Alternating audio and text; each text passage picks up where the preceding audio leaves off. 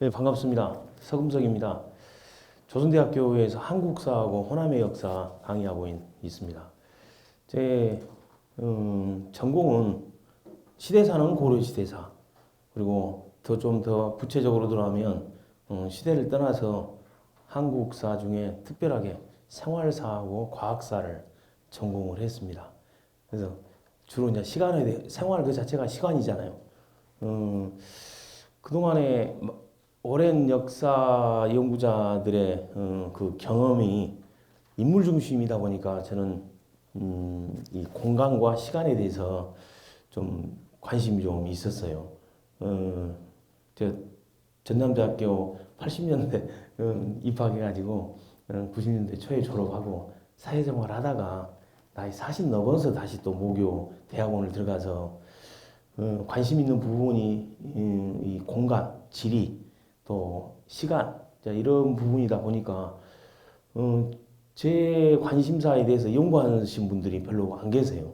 다 인물 중심이죠. 뭐 정치사, 뭐 인물사, 좀 더 나가면 경제사, 좀 더 나가면 문화사, 뭐 이렇게 하시는 연구자들은 많은데 무슨 역사가 시간에 관련된 공부를 하나? 그러니까 저와 같은 공부를 하신 분들이 전국적으로 이렇게 많지가 않으셨어요. 근데 따지고 보니 역사라는 것이 물론 우리가 글로 쓰면서 역사가 되지만 문자가 기록화되면서 역사가 되지만 그 이전에는 당연히 선사시대가 되겠죠. 사람이 있었기 때문에 우리가 역사를 기록했고 역사를 우리가 지금 바라볼 수가 있지만 우리가 시간이 없다면 사람이 있을 수도 없잖아요. 또 공간이 없다면 또 뭐 인류가 뭐 존재할 수도 없겠고 그래서 역사라는 이 범주가 꼭 사람만에 국한되지는 않을 것이다 하고 저는 이 공간과 시간에 대해서 공부를 했습니다. 좀 생소하죠. 좀 다들 그냥 아침부터 긴장해 시작하고 그래서 시간 하니까 더 이제 이렇게 알기 쉽게 달력을 복원했습니다. 고려시대 달력을. 그 달력이 시간이잖아요. 그래서 그 시간 속에 그들이 살아가는 생활이 어떠했는가. 또 왜 시간을 이렇게 그들은 이렇게 나눠서 그들이 생활을 누리고자 했는가. 우리가 시절이라고 그러잖아요. 계절, 시절. 시절이라는 그 절 속에도 그 매듭절자리거든요. 우리가 손 매듭 하듯이 매듭이 없다면 손이 구부러지지가 않잖아요. 빳빳해가고 손 움직임 그 자체가 손의 기능을 못 해버려요. 이 시간도 우리 인류가 살면서 매듭을 정함으로써 그들이 살아가는 한 패턴의 변화를 또 하나의 어떤 자기들이 규정했던 생활 질서나 사회적 계약을 환기시키는 계기로 삼았더라 이거죠. 그래서 그게 시절입니다. 그래서 우리가 절에 격음화가 되니까 이제 철이 되는 거고 철 들었냐 그런 소리가 나오는 게 시간을 꽉 채웠냐 시샘말로 좀 물이 들었나 이제 이런 말로 우리가 철 들었다는 말을 하는 게 그 매듭절자를 씁니다. 그 시절 공부를 했던 사람입니다. 오늘 로드인 강주 속으로 로드니까 또 밟아야 되지 않습니까? 이게 답사. 저 매월 첫째 주 토요일 날 답사를 떠납니다. 오늘이 11월 첫째 주인데 저도 깜짝 놀랐어요. 일주일 전에. 이게 원래 오래전에 계획했던 프로그램이거든요. 그래서 제가 코로나가 계속 장기적으로 진행된다고 생각하고 11월 7일이나 11월 14일 괜찮습니다. 이렇게 했는데 이게 사회적 거리 1단계로 떨어지자 저희들 답사 모임 제가 주관하고 제가 운영하고 가서 제가 해설하는 답사 모임이 있어요. 강주 근교역부터 시작해서 전남권, 호남권 오늘은 지금 익산에 왕국리 답사를 지금 갔어요. 이미 도착해가고 답사하고 있어요. 저는 오늘 여기 강의를 끝내고 SRT를 타고 곧바로 또 미륵사지로 가야 됩니다. 그래서 아무튼 이렇게 우연찮게 또 흥미롭게 여러분들을 뵙게 돼서 너무 반갑습니다. 이 사진은 학생들한테 보여줘요. 물론 다 아시겠죠? 이 사진이 어디 사진인지는 한번 그래도 한번 물어볼게요. 어디 사진입니까? 예, 광주죠, 광주. 예, 광주 사진입니다. 이게 당연히 무등산이 있으니까 광주인지는 알겠죠. 불과 120년 전의 사진입니다. 이게 언제 찍었는지는 확실히 몰라요. 그러나 1920년대 광주천이 직강, 반듯반듯한 일제시대 때 모든 도시 내에 내천, 강, 이거를 직강화 정책을 추진하는 과정에 도시 내 모든 강천 이름들이 바뀌기 시작을 합니다. 우리가 알고 있는 강주천의 모습입니다. 뱀처럼 꼬불꼬불하잖아요. 이런 강이었어요. 이게 넓을 때는 물론 건천이라 해가지고 그렇게 수심이 깊지를 않아요. 그러니까 강주천에서 수심이 깊어가지고 빠져 죽었다는 분들은 그렇게 드물었을 거예요. 그냥 무릎 정도 깊어봐야 무릎 정도 달 정도라고 건너갈 정도. 그러나 이 넓이가 길었어요. 그래서 폭이 넓을 때는 한 300m 정도 됐답니다. 그러니까 강이었죠, 한마디로. 이런 수심이 얕고 넓은 강이 만약 산에 나무 한 그루도 이게 수치가 나가지고 나무 한 그루도 없는 무등산에 폭우나 폭풍우가 장마철이 다가왔을 때는 이게 범람해 버립니다. 지금 이 정도쯤에 아시아문화 정당이 있을까요? 옛날 전남 도청 거기까지 이 물이 범람해 버려요. 그러니까 고려시대나 조선시대의 이 관리자 광주 목사나 광주에 왔던 장관들은 이 수치 물의 관리가 최대 관심사였어요. 그래서 저 위에다 보면 지금은 없습니다만은 이 그림에는 없습니다만은 이 정도의 사직공원 바로 그 위쪽에 석서정이라고 조그마한 섬을 만들었어요. 우리 옛날 분들이 음기가 너무 강하면 이게 풍수나 장마철에 범람해 오르면 그 음기잖아요. 음기가 세니까 이 음기를 지압을 해서 그 음기의 세기를 막는다. 이게 풍수적인 사상이죠. 그래서 섬을 만들어서 그 섬의 위에 정자를 하나 만들었습니다. 석서정이라고. 무쏘 돌로 돌석자 무쏘석자. 그러니까 동물의 형상을 떼서 이 석서정 아래에 묻어서 그 정자를 짓는 겁니다. 옛날에 보통 옛날 사람들 보면 인신공양이라고 있죠. 근데 인신공양이 사라지고 나서 이런 어떤 형상을 땅에 묻고 건축물을 짓거나 또 성을 짓거나 건축하는 그런 어떤 사상이 있었습니다. 넓게 말하면 이게 풍수 사상입니다. 석서정이 아름답게 있었어요. 지금 석서정이 강주천 한가운데 있었으면 얼마나 아름다웠을까요? 그러나 지금의 강주천의 폭이 이 석서정을 담을 만한 그런 폭은 되지 않기 때문에 지금 석서정이 어느 쪽이가 있던가요? 안 보셨구나. 석서정 보신 분들 그걸 복원이라고 해야 되나? 이거 정말 속상해 버려요. 이제 상상을 한번 해보세요.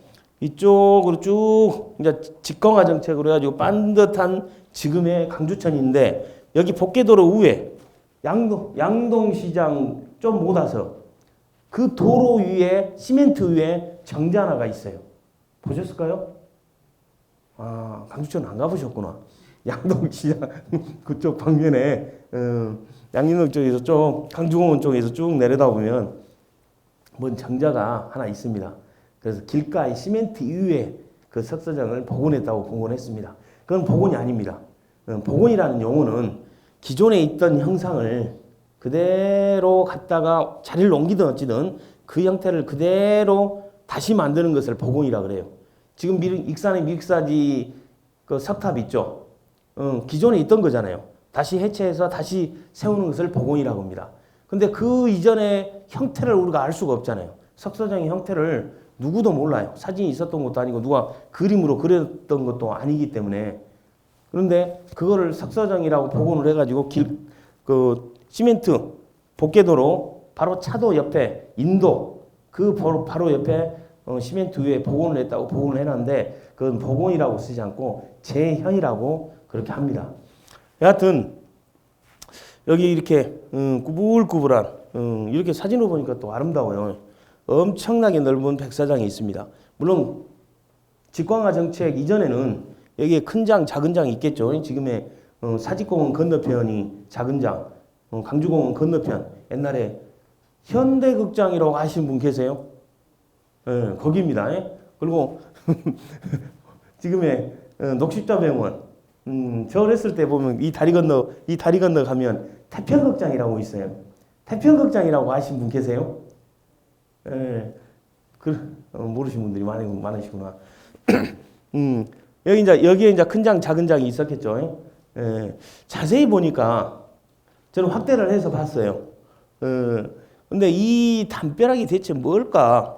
물론 제 추측이 맞을지는 모르겠습니다만은 뭔가 좀 아직까지도 담벼락이 좀 있는 것 같아요. 사실 지금 생각에 이 강주천하고 이 넓이는 상당히 거리가 멉니다. 여기서 그때 농사도 짓고 막 그랬다고 하니까 엄청난 삶의 터전이었죠. 근데 이 정도 언저리에 강주읍을 관리하는 일종의 현이 있었던 거죠. 강주읍. 여기에 읍성이 있었습니다. 이게 사각형 모양으로. 이 모양을 보면 무등산이 뒷배경이 됐던 무등산이 방향이 어디가 있을까요?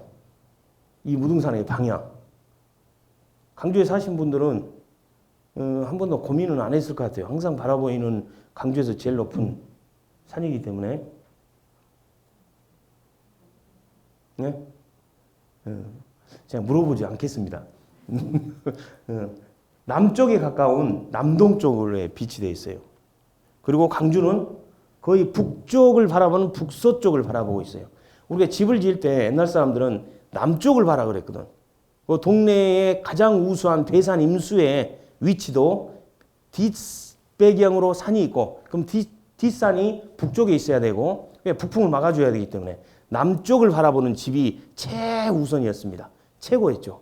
햇빛을 바라봐야 되고 뒷배경에 바람막이를 해주는 산이 있고 앞에는 넓은 평야를 이루어지고 그 평야를 적시는 강이 흘러야 돼요. 이게 배산임수라는 조건이잖아요.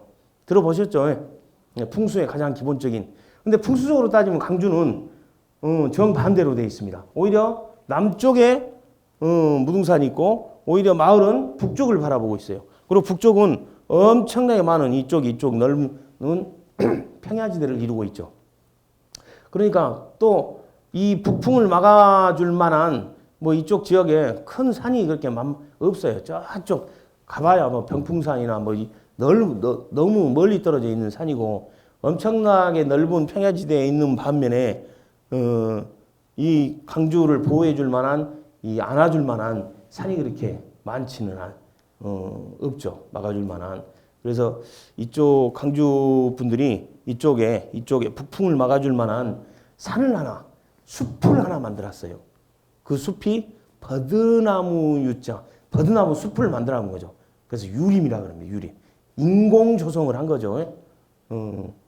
그래서 이것도 이제 일종의 풍수적인 어떤 관념에 의해서 만들었던 겁니다. 그래서 강주가 급속하게 도시화되고 산업화되면서 이 인공숲은 사라졌겠죠. 사실 인공숲이 뭐 사라진 지는 오래지는 않아요. 그래도 이름으로만 남겨져 있는 동네 이름이 있어요. 그게 뭡니까? 대답을. 그게 유동과 임동이죠. 유림. 엄청나게 많은 버드나무 숲을 이루었습니다. 북풍을 막아주려고. 이게 이 풍수적인 입장인데, 이렇게 꼬불꼬불, 이게 한 1920년대 일본에 의한 도시 내 모든 하천은 직광화, 반듯반듯하게 하는 정책, 이 펴지기 이전의 사진이니까 귀중한 자료인데 언제 찍었는지는 몰라요. 저도 몰라요. 대충 짐작만 하지. 1900년도에서 1910년 그 언저리. 1910년에 전국에 있는 읍성을 철폐를 하거든요. 일제가 조선을 병탄하고 나서 대대적인 읍성 철폐령을 내립니다. 그래서 강주 읍성이 그때부터 사라지기 시작합니다. 지금의 아시아문화전당 이쪽 보면 그 흔적만 남아 있지 않습니까? 흔적은 보신 분들 계실까요? 근데 그 시기를 거쳐서 이 강주읍성은 다 사라져 버렸습니다. 그래서 아마도 이 사진은 1900년에서 1910년 그 즈음에 찍은 사진일 것 같아요. 당연히 이쪽 사직공원의 이 변두리에 집 짓고 초가집 짓고 사시는 분들, 사직공원과 강주공원이죠. 그럼 여기 자세히 봤더니 이 숲이 좀 궁금해서 제가 이 사진을 얻어서 좀 확대를 한번 해봤습니다. 이 숲의 나무 이것들의 정체가 뭘까 좀 궁금했어요. 확대를 해서 봤더니 이게 대나무들입니다. 강주에 대나무들이 정말 많았습니다. 저쪽 영산강, 흔히 우리가 알고 있는 저쪽 신창동 지역, 지금 운암동, 첨단 2지구 그쪽 지금이야 영산강이라 부르지만 극락강, 그전에는 영락강이라 그랬잖아요. 그쪽에도 대나무가 엄청나게, 강주에 원체 대나무가 많았어요. 근데 1922년에 이쪽에 철도가 개설됩니다. 지금의 롯데백화점 좀 조선대 쪽으로 올라오다 보면 동부소방서가 있어요. 그 동부소방서가 강주 역자리입니다. 그걸 기점으로 담양에까지 철로가 놓이기 시작을 했어요. 한 20년간 유지됐거든요. 담양까지 왔다 갔다 하면서 강주에 급속도로 많은 인구가 증가되고 산업화, 도시화가 되면서 이 많은 대나무 숲들이 다 베지고 거기에 주택으로 사람들로 채워지면서 그 대나무 수확의 기능을 이제 담양이 대신하게 된 거죠. 그러니까 강주는 애초에 담양에 버금갈 정도로 대나무 숲이 많이 있었다. 그래서 이 자세히 보면 대나무 숲입니다. 그래서 이따가 또 기회가 될란가 모르겠습니다만은 무등산으로 우리가 사진을 찍어서 답사 가는 것처럼 보일 건데 거기까지 진행하려나 모르겠습니다. 무등산이 다 민둥산입니다. 민둥산. 옛날에 민둥산인 거는 저희 때는 알아요. 뗄나무를 떼야 하기 때문에 그래서 깊은 산골짜기 가서 다 뗄나무를 다 얻어야 하기 때문에 거의 산들은 다 민둥산이 많았습니다. 여하튼 오늘 첫 장면은 이렇게 시작을 하고 제가 오늘 여러분들을 만나면서 제 전공이 과학사이면서 특히 천문학사 중에서도 시간과 관련된 것이기 때문에 좀 거기에 대해서 팁 정도로 중간 팁 정도로 좀 보여주고 싶어서 한번 이걸 보여주고 다시 또 진행을 하려고 합니다. 일종의 중간 광고로 생각하세요. 물론 이건 그 행성도를 모르신 분은 안 계세요. 모든 행성이 지구를 중심, 아니 태양을 중심으로 돈다. 옛날은 태양의 겉보기 운동이라고 해가지고 마치 태양이 지구를 돈다고 생각을 했죠. 그러나 태양이 돌든 지구가 돌든 그 일련의 시간은 똑같으니까. 근데 제가 이제 궁금해한 거는 이게 중간 광고입니다. 잠깐에 제가 또 이쪽 분야에 또 전공을 했던 터라 지구와 가장 가까운 별은 뭡니까? 대답 안 하기로 했어요, 우리가. 달이죠, 달. 달이 제일 가까워요. 근데 가장 육안으로 옛날 사람들이 정근대 시대에 옛날 사람들이 육안으로 관찰할 수 있는 별, 규칙적으로 움직이고 규칙적으로 관찰될 수 있는 별의 최대 한도, 육안으로 관찰할 수 있는 최대 한도가 토성이었습니다. 이게 가장 멀리 그때는 뭐 천왕성인지 면왕성인지 이게 관찰할 수 없는 행성이죠. 그러나 토성은 정기적으로 12년 주기로 한 번씩 그 자리에서 보이더라. 그러니까 그들의 그 관찰력은 대단했어요. 토성, 그 다음에 목성, 그 다음에 화성, 그 다음에 지구와 거리 관계로 떠나서요. 그 다음에 태양, 그 다음에 금성, 수성, 달. 지구 입장에서 보면. 그러니까 7개 성을, 7개 별들을 그들은 주기적으로 관찰을 했던 거죠. 그러나 일주일은 어떻게 시작합니까? 막 불규칙적으로 섞여져 있는 것 같죠. 분명히 지구에서 보기에 가장 멀리 떨어져 있는 것이 토성이고, 목성이고, 그 다음에 화성이고, 태양, 한자로 쓰면 일요일, 일이고, 그 다음에 금성, 수성, 달, 한자로 쓰면 월요일이고. 근데 이거를 일주일에 갖다 붙이다 보니까 전혀 생소한 무질서한 구조가 돼버리죠. 옛날 사람도 분명히 거리관계로 그 7개 별을 7개 별을 관찰하고 토성이 제일 멀리 떨어져 있었다. 목성이 그 다음 떨어져 있다. 그 다음에 화성, 태양, 금성, 수성. 그리고 금성을 샛별이라고 하잖아요. 초저녁별에 반짝반짝 빛나는 별. 그 다음에 달이 가장 가깝다. 옛날 사람 분명히 다 파악을 했어요. 그럼에도 오래전부터 이 일주일이라는 단위가 생기면서 우리가 알고 있는 토, 일, 월, 화, 수, 목, 금. 이 구조가 딱 만들어졌어요. 선생님, 아니, 저도 대단히 궁금했습니다. 이걸 이제 시간에 대해서 궁금하다 보니까, 이게 다 안 나오구나. 토성, 목성, 화성, 태양, 금, 수성, 달. 이 지구에서 거리 관계로 이 순서를 유지를 하고 있습니다. 어떻게 정해지냐?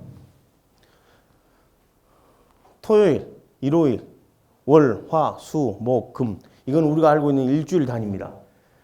토요일은 토성이 관장을 해요. 제일 멀리 떨어져 있는 토성.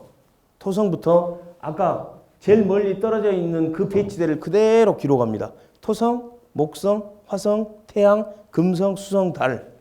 7개 나왔죠. 하루에 24시간을 이대로 배치를 하는 겁니다.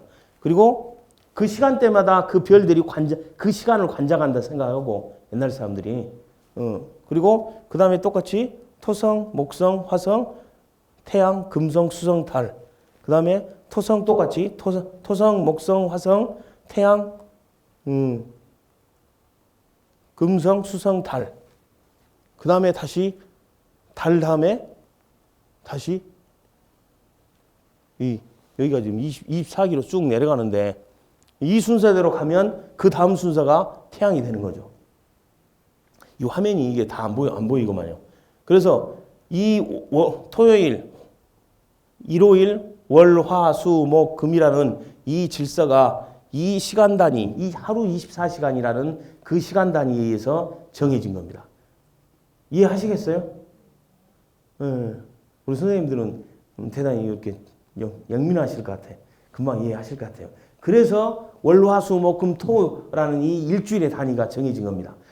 이 유대인의 안식일에서 정해졌다고 생각하는데 서양이나 아랍이나 우리 동양이나 이 일주일의 단위는 아마도 이 하늘에 떠 있는 반달이 한 7일 정도마다 보여요.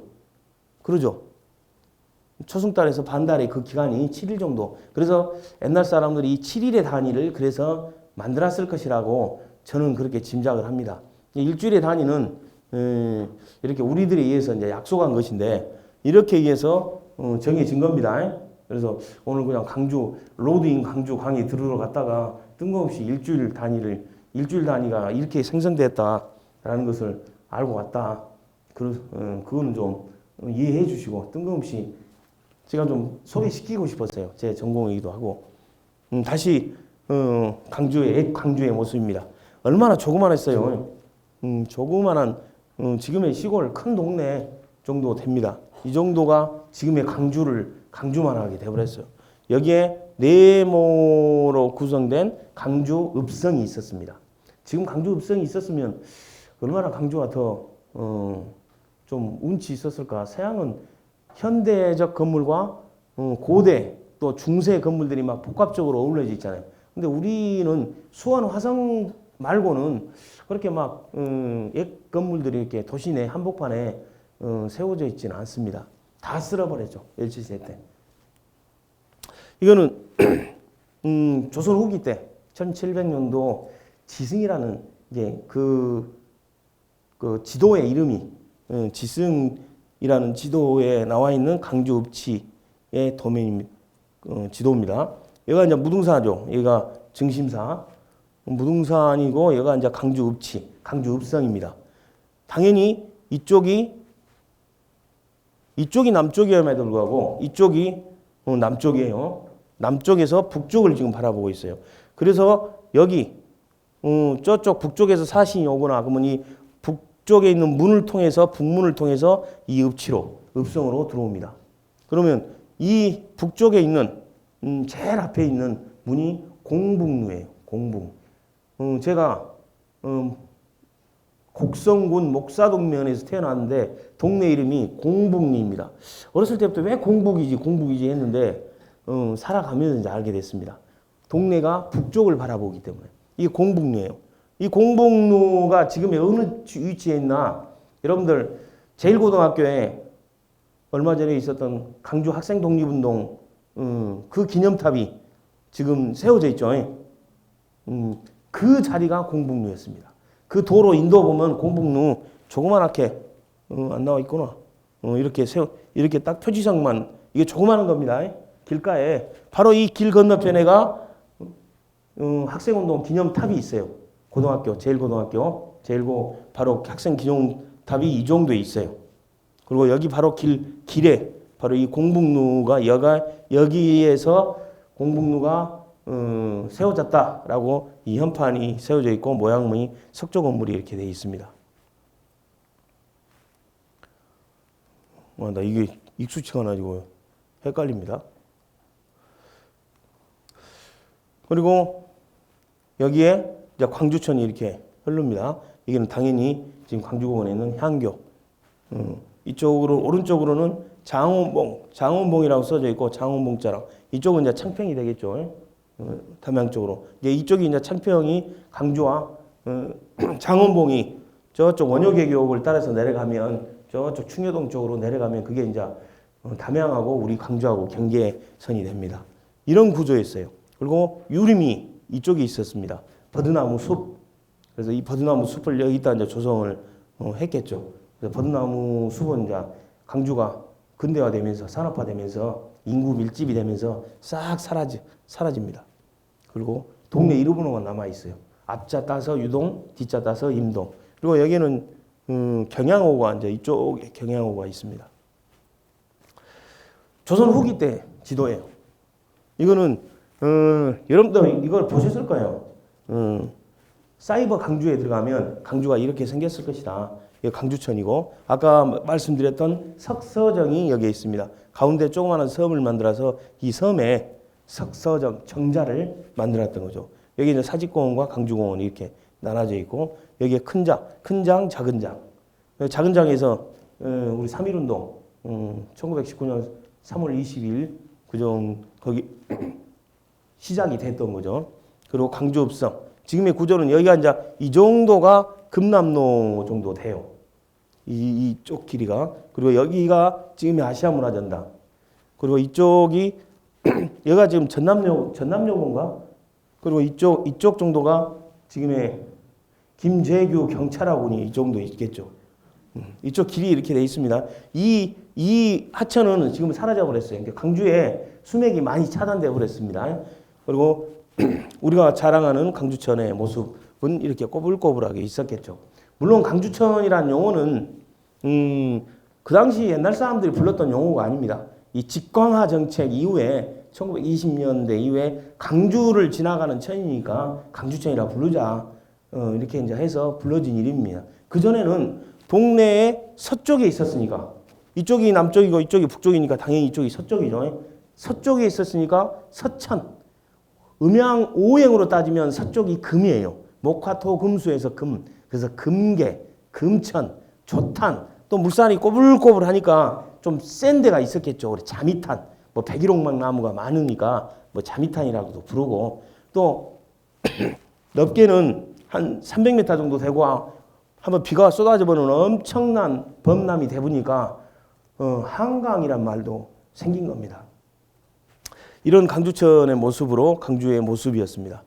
강주 아까 뭐 120년 전에 강주 모습 상상할 수 없이 조그만했죠. 지금으로 따지면 이게 저도 지금 이게 공북루에 거의 1910년 이전의 사진일 것 같아요. 정말 희귀한 사진입니다. 공북루의 사진입니다. 아까 공북루가 있었을 그 자리에 지금 현판만 남아있죠. 자, 강주. 저는 강주에 대해서 강주의 또 역사를 공부하신 분들이 많이 계세요. 근데 제가 또 지리 공부를 하다 보고 또 시간과 관련된 공부를 하다 보니까 궁금해지더라고요. 강주가 언제부터 불려졌을까? 여러분도 그거 궁금 안 합니까? 근데 의외로 그거에 대해서 공부하신 분들이 안 계세요. 고려사 지리지 해양연편에 강주 편도 아니야. 해양현, 조그마한 동네가 돼버린 거죠. 고려시대 때는. 이 해양현, 따뜻한 바다. 그러니까 이 여기에서 바다가 보이지도 않는데 왜 여기 이 동네 이름을 해양이라고 지어놨는가 모르겠어요. 근데 그 당시에는 저쪽 영산포까지 아니면 서창까지 배가 들어왔다고 하니까 바다가 가깝게 느껴졌겠죠. 해양현 편에 태조 23년, 그러니까 940년에 칭광주라고 그랬어요. 그렇게 이 짤막한 몇 자글씨만 남아 있습니다. 그래서 여기에 대해서 조선시대 중종 때 편찬되었던 신정동국 여지승남조차도 이거를 믿지를 않았어요. 아니 후삼국 시대 때 견훤이 강주 경계까지 이르렀다. 그리고 스스로 왕이라고 칭했다. 했는데 강주라는 말은 이미 후삼국 시대 견훤대부터 사용했지 않냐. 조선시대 신정동국 여지승남도 이것을 믿지를 않았어요. 지금 최근의 연구자들조차도 이거를 믿지를 않습니다. 그리고 신정동국 여지승남의 손을 들어주거나 그렇지 않다면 광주가 왜 강주가 됐을까라고 연구하는 연구자 중에 2대 황제, 태조 왕건의 아들 무, 강주의 이름이 애초에 뭐였어요? 제가 서석고 나오다 보니까 서석고 교과 중에 첫 자가 무진주 오랜 전통, 그 무진주였어요. 원래 백제시대 때는 무진군이었고 신라 신문왕 때는 무진주였다가 경덕왕 때는 한화정책, 중국화 정책을 펼치면서 두 자로 바꾸잖아요. 다. 중국에도 지금 무주도 있고 항주도 있고 서주도 있고 막 이런 것처럼 우리도 다 이름을 바꿉니다. 두 자로. 그래서 무주로 바꾸기 시작합니다. 그럼 강주가 계속 무주로, 그래서 우리가 신라가 7세기 전쟁에서 승리한 이후에 전국의 행정구역을 개편하면서 구주 오석이라는 소리는 들어봤죠. 이쪽 남도 지역이 다 구주예요. 구주 중에 무주였던 겁니다. 그 무주를 다스리는 읍치가 또 무주였고, 그러니까 무주라는 두 개의 의미가 생기는 거죠. 이쪽 지역, 우리가 흔히 남도라고 하는 것이 무주였고, 그 무주를 다스리는 이쪽 지역이 또 무주였던 겁니다. 옛날 사람들은 그렇게 인식을 했어요. 그래서 저는 이건 이제 그 사료를 검토하다 보니까 고려사 지리지 해양편에 손을 들어주는 논문을 쓴 거죠. 제가 여러분들한테 그 인쇄했던 그것이 그 논문입니다. 제가 그걸 요약해서 PPT 자료처럼 드리고 싶었는데 우리 그 선생님 그 준비하시는 선생님께 여쭤봤더니 자유시민대학에 수강하신 분들의 수준이 아주 높다. 그래서 제 논문을 그대로 실어버렸습니다. 한번 읽는데 한 1시간 반 정도 되니까 시간 내실 때 한번 읽어보십시오.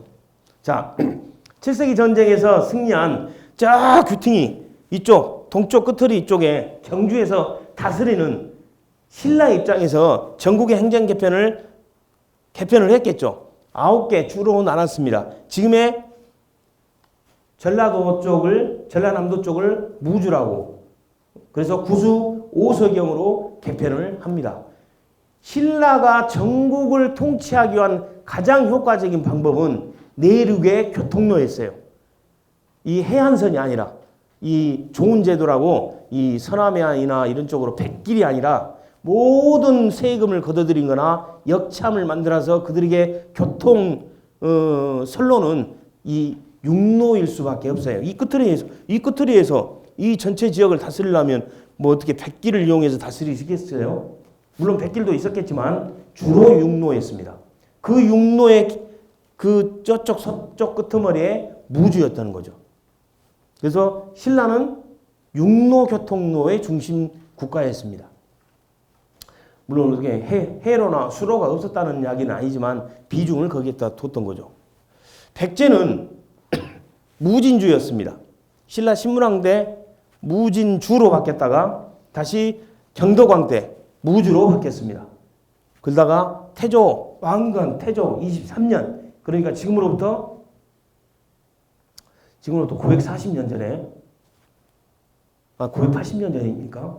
980년 전에 그렇습니까? 1080년인가? 계산 한번 해보세요. 막 헷갈리네요. 940년에 광주로 바뀌었어요. 그리고 이 무주가 광주로 바뀐 것조차도, 옛날에 무주로 바뀐 것조차도 당나라가 중국을 천하를 통일한 이후에 무도군이라는 그 지역명을 무주로 바뀌었던 것과 같이 신라도 무주로 바뀌었어요. 중국의 지역명을 우리는 엄청나게 많이 차용을 했던 겁니다. 무주의 이름은 그랬습니다. 그럼에도 불구하고 이쪽 지역의 이름에 공통점은 하나 있어요. 백제 때 무진, 신라 때 무진주, 또 경동왕 때 무진에서 공통점은 무자입니다. 이쪽의 상향을 나타내는 의미이기도 해요. 신라 다시 한번 보면 신라 입장에서 보면 무주는 저 끄트머리입니다. 다시 말해서 행정구역상 뭔가를 경계하고 군사적으로 거점 도시로 삼을 만하고 행정적으로 거점 도시를 삼을 만한 그 지역의 이름을 따서 무주라고 했던 거죠. 그러니까 이게 우리 광주가 상당히 전투적인 건 사실이잖아요. 안 그렇습니까? 투쟁적이고 그 무자가 그래서 이 무자라는 이름으로 천년을 유지했던 겁니다. 아무튼 광주가 지금의 광주가 강주라는 이름으로 출현하는 그 시기는 언제라고요? 고려 태조 23년 940년 그 정도는 알아두셔도 됩니다. 아까 말씀드렸던 것처럼 조선 중종대 편찬된 신정동국 여지승남에 무주를 광주라고 부르는 것은 견원 때부터였을 것이라고 추측을 하면서부터 이게 후세 연구자들도 자기 주장이 달라지기 시작한 거죠. 아까 말씀드렸던 것처럼 한 연구자 중에는 고려 2대 황제, 이 나주에서 태어났어요. 해종은 나주에서 태어났습니다. 왕건이 나주를 점령하고 나서 만난 여인이 한 명 있습니다. 장하왕후 나주 오씨. 오씨를 만나고 그 하룻밤 사이에 자기들 둘 사이의 로맨스에 의해서 태어난 장본인이 해종이에요. 이 해종의 이름이 무였습니다. 그래서 해종의 이름 무를 피휘, 이름을 어떤 위대하신 스승이나 또 왕들의 이름을 피했다고 해서 피휘라고 했습니까? 그래서 아니 목이 말입니다. 무자를 피휘했기 때문에 해종대 943년에 즉위한 해종 즉위 이후에 광주라는 이름이 출현했을 것이다. 이렇게 이제 연구자가 연구 발표를 했어요. 그래서 저는 여기에 대해서 이제 반박을 한 거죠. 그래서 설들이 이제 세 개가 있죠. 좁혀졌습니다. 고려사 지리지편에 940년이다. 그리고 신정동국 여지승남 세주편에 후삼국 시대 견원 때부터 사용됐었다. 그리고 최근 연구자들이 해종의 이름을 피휘했기 때문에 해종 즉위 이후다. 이 세 가지 의견으로 좁혀졌습니다. 제가 물 좀 묻겠습니다.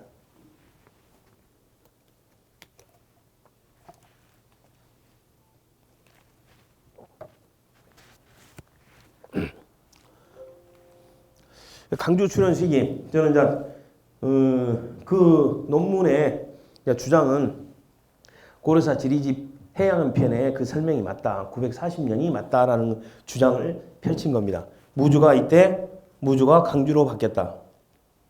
피유한 겁니다.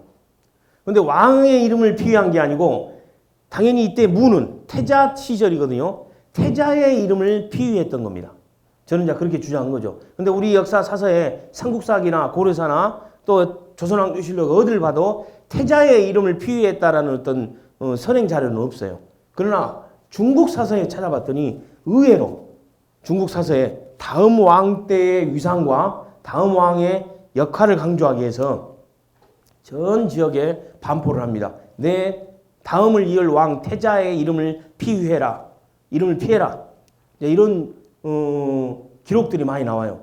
그래서 설령 우리의 역사책에는 안 나왔다 치더라도 중국이 그런 사례가 찾아진다면 태조 왕건의 그 다음 왕을 이룬 해종 이름 무를 피했다면 940년이 맞을 것이다. 왜?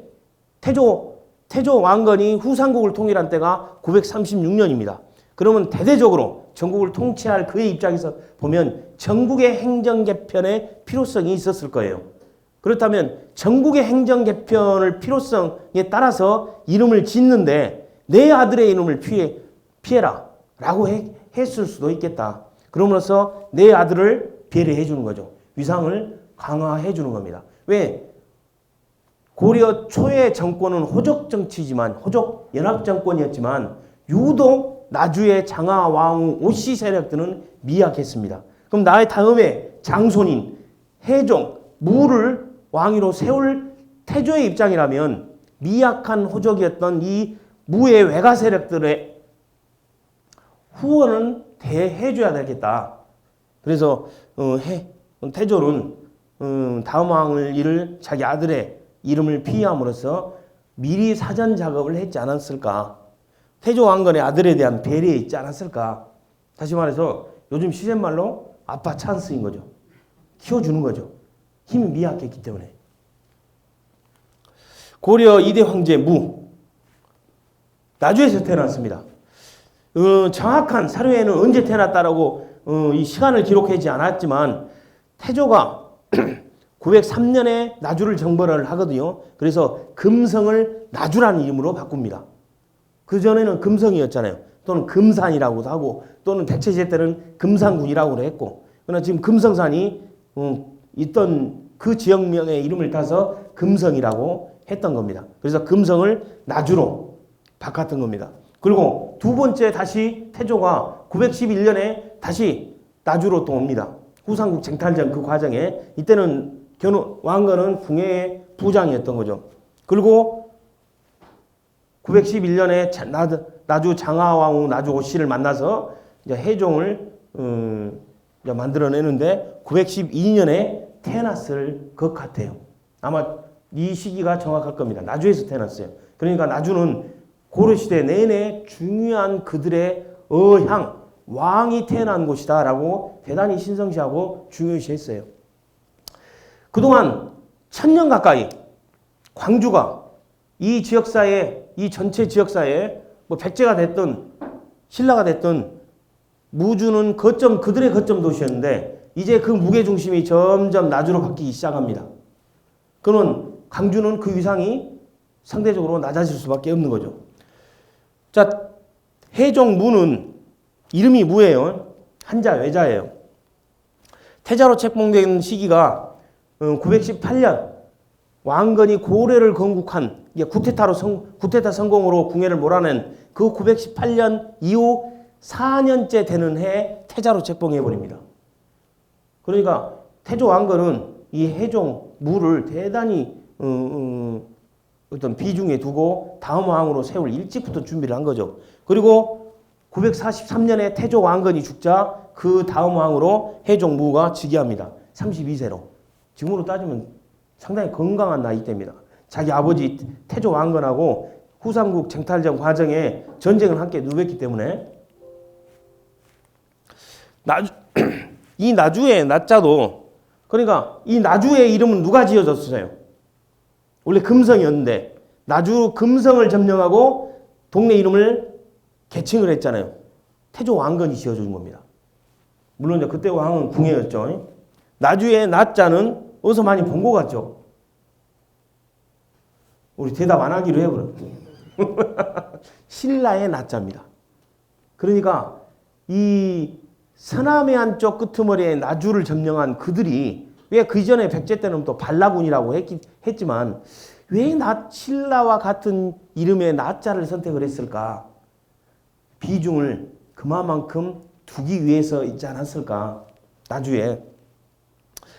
그전에는 발라군이라고 했고 금산 또는 금성이라고 했다가 나중에 903년에 왕건이 나주를 금성을 점령하고 나주로 개칭합니다. 그 나주의 저쪽 서쪽에 있는 산이 아름다운 야트막한 한 400m 정도밖에 안 돼요.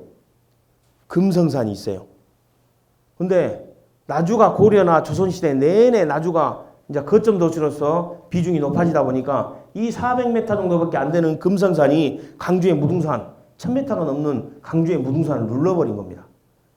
이게 이 지역의 전 근대 국가에서는 지역의 강이나 지역의 산에 대한 이 신성시를 대단히 했던 겁니다. 그래서 양쪽에 강주와 나주의 이 지역 싸움에 이 금성산과 무등산 싸움으로 또 번지기도 합니다. 그러나 항상 그 시기에는 금성산이 이겼어요. 왜? 고려 왕조가 내내 나주에 비중을 줬기 때문에. 나주 거점 도시였어요. 아니, 무주 거점 도시였습니다. 행정이나 경제나 모든 군사 도시였고 지역의 방어선이었습니다. 무주. 무자에서 그거를 파악할 수 있습니까? 그 지금 시간 뭐 쉬어요? 그냥 계속 해버려도 되죠. 지금 제 시간을 몰라서 지역의 방어선이었던 거죠. 이따가 혹시 사진을 볼 수 있을라나 모르겠습니다만은 우리 이쪽에 산장 넘어가는 길 올라가다 보면 무진 고성이라고 복원해 놓은 터가 있어요. 혹시 보신 분 계세요? 삼국사기에 나온 무진 고성 혹은 무진 도독성이라고 나왔는데 그거 아마 수십억 수백억 쏟아갖고 그 무진 고성을 복원해 놨어요. 강주에 그 아름다운 성을 복원해 놨다니까요. 근데 사람들이 찾질 않아. 찾아갈 수가 없어요. 차를 주차해 줄 돈 할 데가 없어요. 길 한복판에 길 한 가상에 기껏해야 주차하고 올라가면 막 뒤에서 버스가 오면서 빵빵거리고 주차를 할 공간이 없습니다.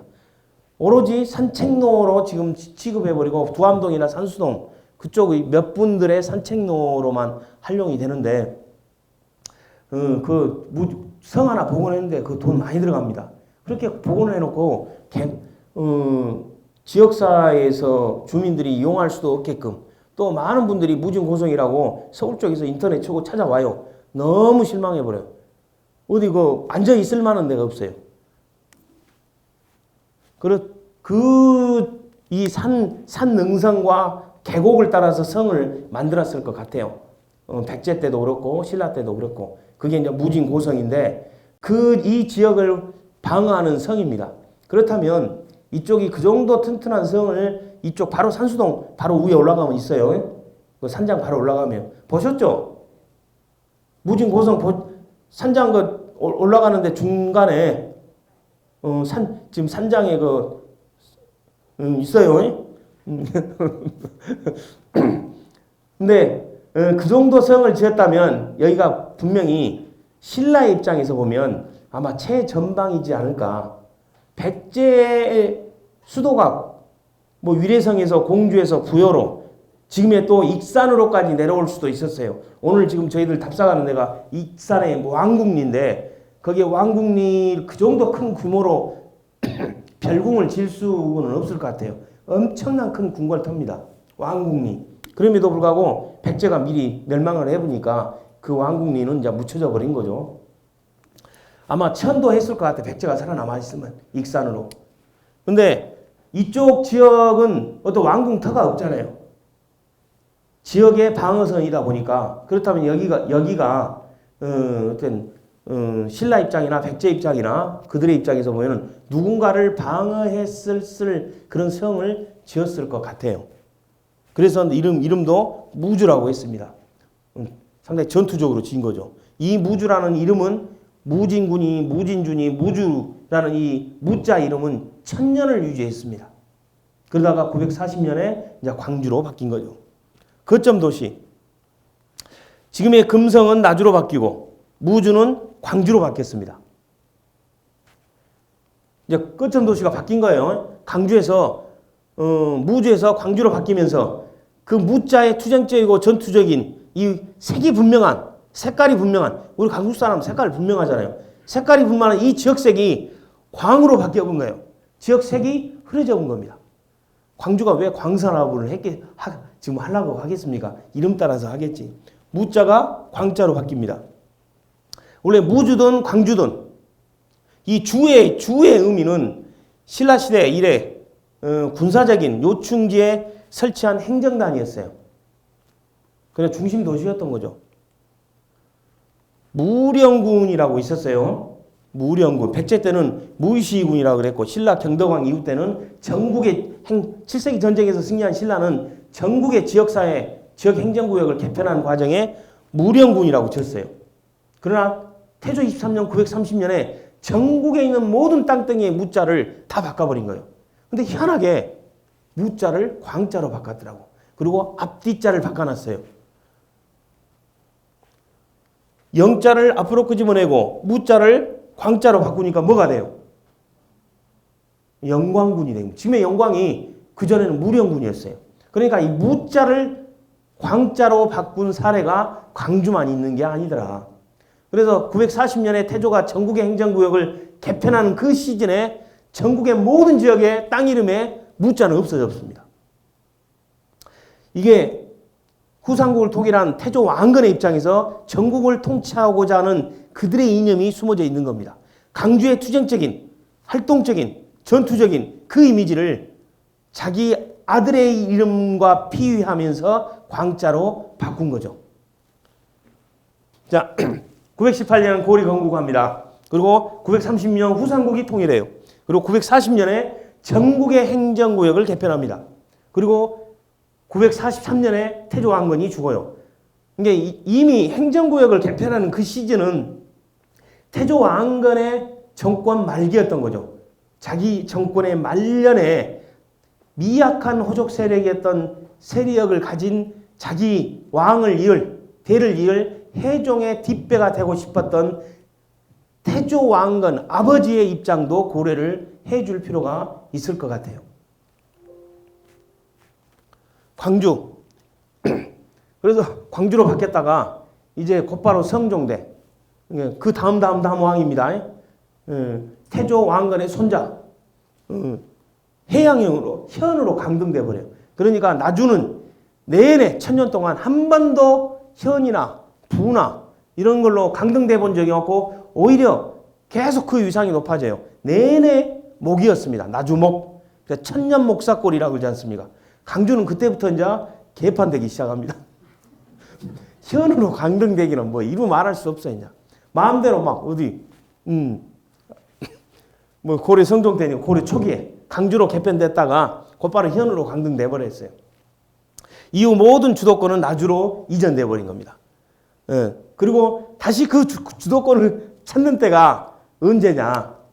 1896년 고종 때죠. 고종 조선 후기 강주로 이제 그 주도권이 넘어오기 시작한 겁니다. 이 1896년이 그렇다면 이때 전국의 행정구역이 개편되기 시작했겠죠. 당연히 이러면서 주도권이 넘어왔겠죠. 그래서 나주에 산 사람도 강주에 학교에 올라고 철로를 타고 넘어오고 있고 강주가 이제 중심지가 되기 시작한 겁니다. 왜 이때 1896년에 그 막강했던 나주의 위상에 이제 버금갈 정도로 성장할 기회를 이 강주에 줬을까? 저도 이게 궁금해요. 근데 중요한 사건이 하나 터집니다. 1894년에 갑오 동학농민운동이 일어나죠. 그리고 그때 갑오 경장이라는 갑오 개혁이 이루어집니다. 그 2년 뒤에 조선은 전국의 철도망 개설을 계획을 합니다. 그 철도 부설권을 미국의 모스라는 회사에 부설권을 줘요. 근데 이 친구가 큰 자본력이 없었나 봅니다. 그 부설권을 일본으로 넘겨줘 버려요. 제가 말씀드리고자 하는 것은 조선이 근대화에 그렇게 뒤처지지는 않았다. 그들도 근대화 작업에 서둘렀음에도 불구하고 실패했어요. 그 실패한 것은 뭐 오늘 수업의 주제는 아니니까. 그러나 1896년에 전국의 행정구역을 철도망을 개설해서 개편을 하려고 했던 조선의 입장에서 보면 이제 서해안 시대, 이 해안 시대가 아니라 철도망을 기준으로 한 내륙의 시대로 방향을 틈으로써 강주가 나주에서 강주로 그 역할이 비중이 넘어오지 않았을까. 저는 그렇게 생각하고 아마 그랬을 겁니다. 그래서 강주가 이제 나주에서 빼앗긴 그 위상을 거의 1000년 만에 900년 만에 다시 찾아오기 시작한 겁니다. 뭐 박수를 쳐줘야 되나? 자, 강주의 다른 이름. 무진. 우리 들어봤죠? 신라시대 때는 무진. 백제시대 때는 무진군. 신라시대 때는 무진주. 다시 경도왕 때는 무주. 그래서 무주. 이제 조선이 고려시대에 들어와서는 이제 이름이 이제 여러 갈래로 그 역할이 떨어지니까 여러모로 이제 바뀌기 시작한 거예요. 해양으로 바뀌었다가 익주로 바뀌었다가 화평으로 바뀌었다가 또 무자가 해종의 이름과 같다고 해서 이 이름자 무자를 바꿔버린 거예요. 그래 무진, 또 익양, 서석 이런 말로 우리 강주를 대신해서 불렀습니다. 이런 이름으로 익주와 익양 이거 다 그 익주 이런 용어는 다 중국의 지역명입니다. 그 중국의 지역명을 우리가 갖다 많이 썼어요. 근데 익양이나 익주 그러면 익자는 강주를 의미하기도 합니다. 그래서 옛날 임진왜란 때 의병장이었던 김덕령 장군의 시호 중에 하나가 익호 장군이잖아요. 그 익이 강주였기 때문에 호랑이 어쩌 써서 강주의 호랑이 익이 익호 장군 그래서 익호 장군인 겁니다. 강주의 이름의 변천사를 한번 간략하게 한번 봐보겠습니다. 고려 성종 때 해양연으로 등급이 떨어져 버린 거죠. 주에서. 그리고 무신 정권 때 김준 또는 김인준 우리 옛날에 무신 정권의 드라마도 있었어요. 지금은 돌아가시고 안 계신 그 젊은 친구 있죠. 차 타고 가다가 급사하신 그 누구더라? 그 김인준이 외가 쪽이다고 강주가 주로 승격을 시켜줬습니다. 익주로. 그리고 이름을 다시 되찾아서 무진주로 바꿨어요. 그러니까 충선왕 고려 원간섭기에 충선왕은 화평부로 다시 강등을 해버렸어요. 그리고 공민왕 때는 이름을 이 무자를 바꿔서 무진부로 바꿨다가 다시 공민왕 때 광주로 다시 돌아왔습니다. 그러니까 여러 번 막 우여곡절을 거친 거죠. 좀 강주답게 좀 서글펐어요. 뭐 서글펐다가 그러니까 또 조선시대 때는 세종 때는 무진군으로 돼 있다가 고을 사람 노홍주이라는 사람이 목사를 두들겨 패버린 모양입니다. 그래서 무진군으로 떨어져 버렸어요. 그리고 성종 때는 이제 현으로 떨어져 버렸어요. 판관 우윤공이라는 사람한테 화살이 날아온 모양이에요. 그래서 이 화살이 이쪽 고을 사람이 쏘았다라고 간주를 하고 고을 이름, 이쪽 고을 이름을 현으로 바꿔버리고 동네 이름도 바꿔버렸어요. 광산현으로. 그래서 저쪽 송정이 광산이 아니라 우리 이쪽이 광산이에요. 광산. 그래서 광주 원래 또 하나의 별칭이 광산이었습니다. 그래서 저쪽 송정리 이름을 다시 옛날에는 송정시였다가 다시 이제 광산 옛날에 우리가 썼던 이름을 하나 이제 그쪽에다 붙여준 거죠. 광산. 이게 애초에 이 강주의 이름 중에 하나가 광산이었다. 그것을 알고 계시면 되겠습니다. 자, 지난번에는 강주에 대해서 우리가 강주 용어 언제부터 출현했는가 그에 대해서부터 그것을 좀 함께 봤었고요. 그래서 광주가 언제부터 출현됐다고요? 940년이요. 근데 전라도는 언제부터 출현했을까요? 또 이렇게 물어보면 당황할까요? 2018년이 1000년이었어요. 그러면 1018년이 전라도 탄생입니다. 전주와 나주를 합쳐서 전라도로 했잖아요. 현종 9년에 현종도 대단히 위상이 약하고 출생 성분이 대단히 미약했던 사람이라 자기 위상 강화를 위해서 거란의 1차 침입, 2차 침입을 경험하고 나서 전국의 행정구역을 개편해버립니다. 이게 바로 정근대 국가의 왕권 강화 정책의 하나예요. 행정구역 개편이. 그때 바로 전주와 나주를 합쳐서 전라도를 만듭니다. 그래서 전라도가 그때 탄생됐어요. 경상도, 지금의 충청도, 강원도, 경기도 이런 지역명보다 가장 빨라요. 전라도가. 고려시대 내내 이런 용어들이 만들어지기. 그러니까 한 200여 년 후에 경상도라는 것이 생겨요. 그러니까 전라도는 충분히 자부심을 가질만 합니다. 용어로 자부심을 가진 것도 그렇지만 아무튼 제일 빨랐어요. 광주. 제가 이제 이거는 학생들하고 답사하면서 답사 가기 전에 학생들한테 보여주고 가서 또 설명을 하면 더 나을 것 같아서 오늘 이제 로드인 강주잖아요. 강주 속으로 로드 길이니까 따라서 가자. 이게 답사 아닙니까? 그래서 답사하는 기분으로 같이 한번 갔으면 좋겠습니다. 강주의 시간을 따라갔다. 이건 제가 이무적으로 해석한 거예요. 여러분들이 마음대로 해석해도 돼요. 노드인 강주.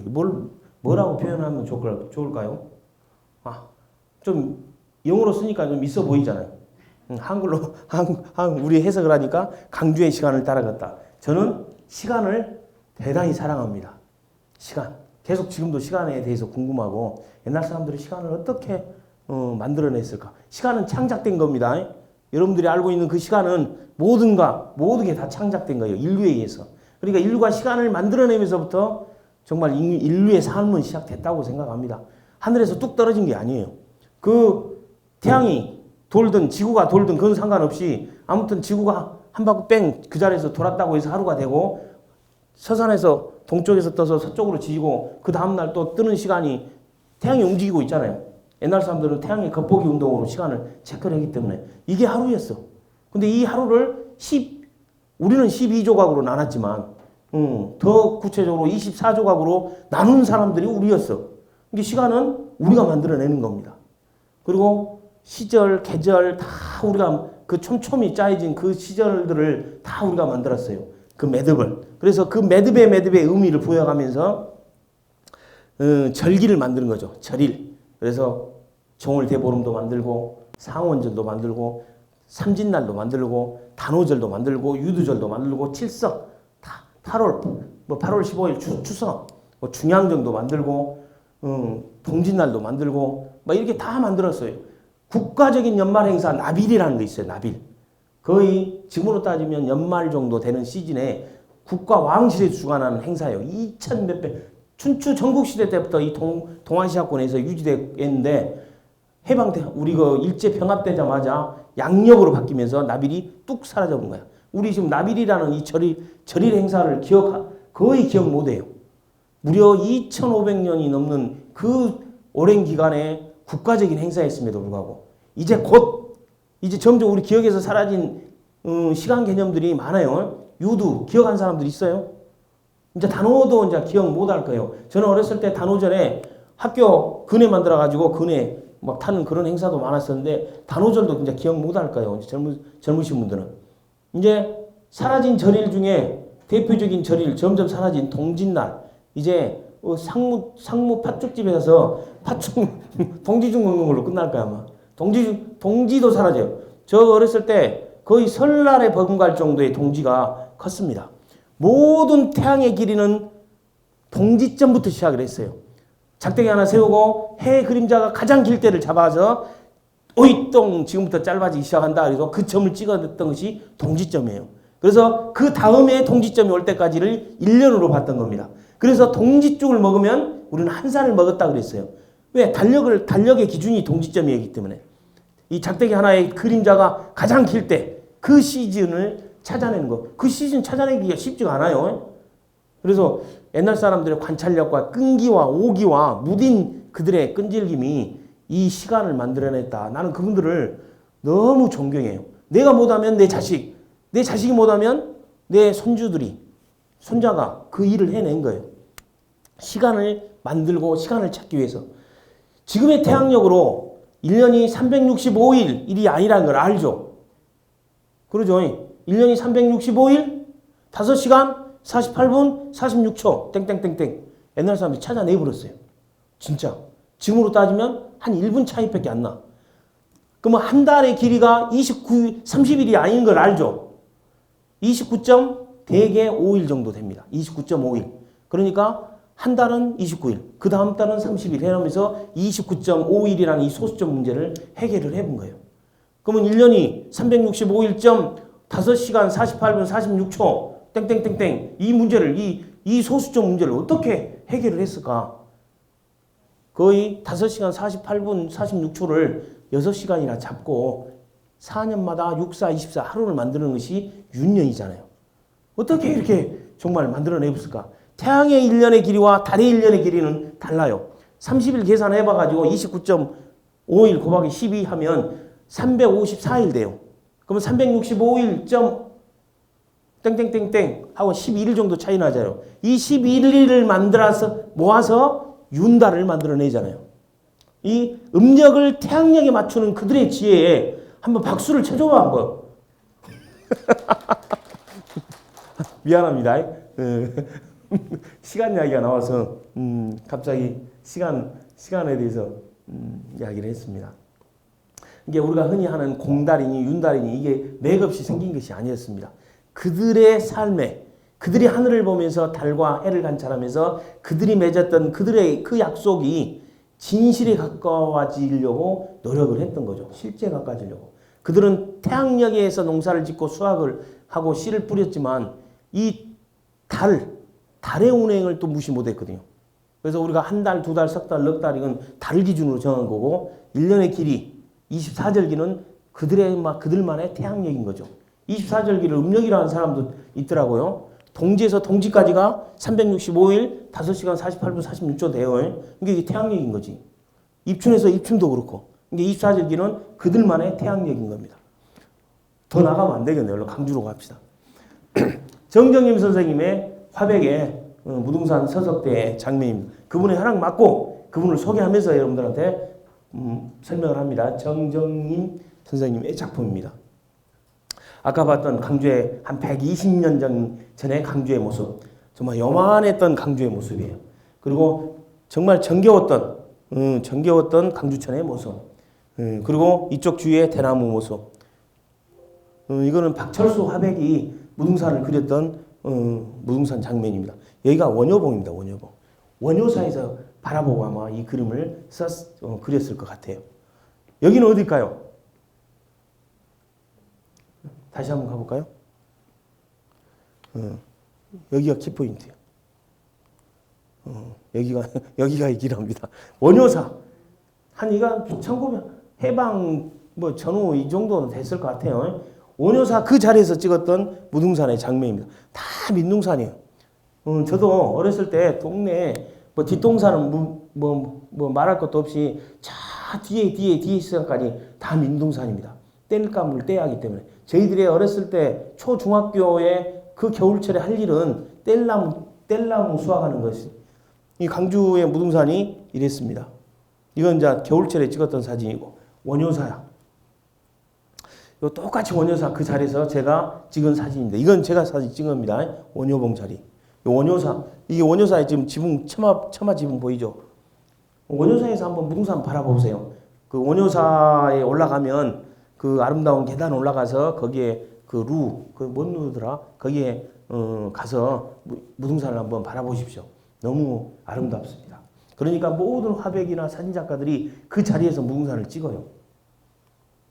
원효사 계단 올라가는 장면입니다. 옛날에는 이 석등이 한가운데 있었어요. 근데 바뀌었더라고. 그리고 이 난간도 이렇게 설치를 했습니다.